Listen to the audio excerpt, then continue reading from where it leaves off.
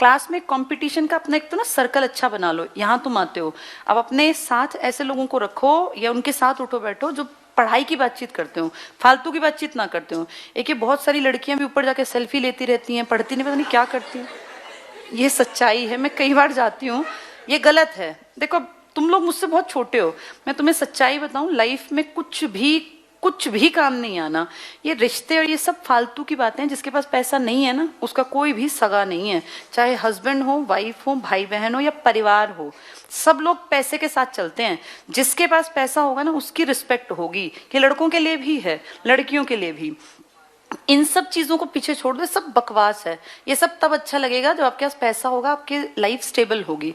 ये फालतू की बात। कई बार मेरे पास मैसेजेस भी आते हैं, मैम ऐसा है तो हम ऐसा क्या करें। मैं तुम्हें बता दूं, तुम जिस एज में हो ना, इसमें कोई भी अच्छा लग सकता है, गधा भी।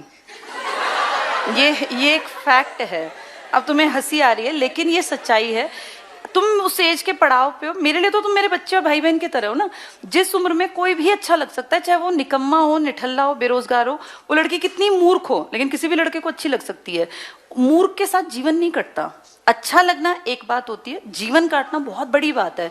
जीवन में ना जिम्मेदारियां होती हैं, घर परिवार में रिस्पेक्ट होती है, बातचीत का तरीका होता है। आपको 4 दिन जिंदगी नहीं चलानी, ये जिंदगी का भी एक पहले पड़ाव के एक स्टेज पे बैठे हो तुम। अभी तुम इसके दूसरा पड़ाव, तीसरा, 4 पड़ाव है ना जीवन के। अब तुम सेकंड पड़ाव की एंट्री पर वहां आ गए हो। जब फर्स्ट पड़ाव खत्म होगा पढ़ाई लिखाई नौकरी का, सेकंड थर्ड फोर्थ पड़ाव में तुम जिसके साथ भी जिंदगी काटना चाहते हो, उसको सिर्फ शक्लो सूरत के बेस पे नहीं देखना चाहिए किसी को।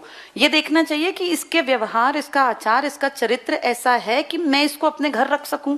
ये लड़कों के लिए भी है, ये लड़कियों के लिए भी है। इन सबको पीछे छोड़ के पहली प्रायोरिटी अपने आप को अच्छा बनाओ, क्योंकि जो काबिल होगा ना, उसी को काबिल साथी मिलेगा। नाकाबिल के साथ कोई अच्छा इंसान क्यों शादी करेगा, चाहे वो लड़की है और चाहे वो लड़का है।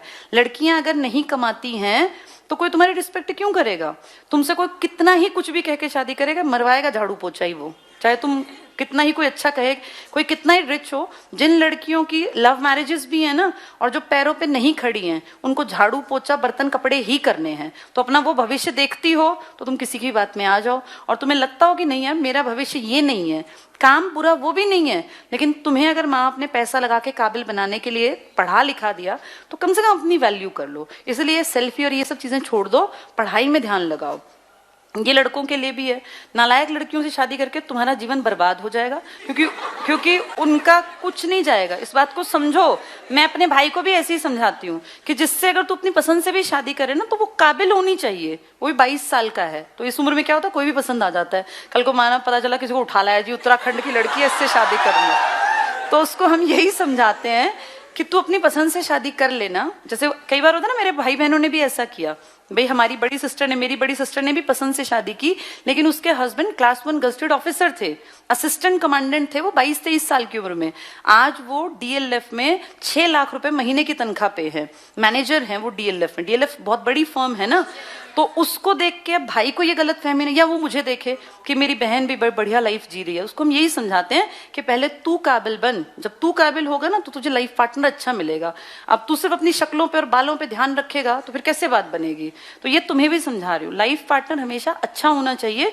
कमाऊ हो तो बहुत बढ़िया, क्योंकि बिना कमाती लड़कियां डिमांड बहुत रखती हैं भाई। बाद में तुम्हारा सर में दर्द करेंगे वो, रोज वो कहेंगे हमें घुमा के लाओ, हमें भाई इधर ये वाला गिफ्ट दिलाओ। ये फालतू की बातें हमेशा बिना कमाती लड़कियां करती हैं। जो कमाती होती है ना, वो कभी अपने हस्बैंड को नहीं कहती कि हमें गिफ्ट दिलाओ। उनको पता है पैसे की वैल्यू। मैंने कभी परिमल सर से कभी कोई गिफ्ट नहीं मांगा। देखो मुझे मर्सिडीज मिल गई, क्योंकि नहीं मांगा। अगर मैं कहती मुझे रिंग दिलाओ, मुझे ये दिलाओ, तो शायद एक इरिटेट हो जाता ना आदमी। मैं तो खुद एक लड़की की एज में जब थी, मुझे हमेशा लगता था कि क्यों लड़कियां ऐसे डिमांड रखती हैं।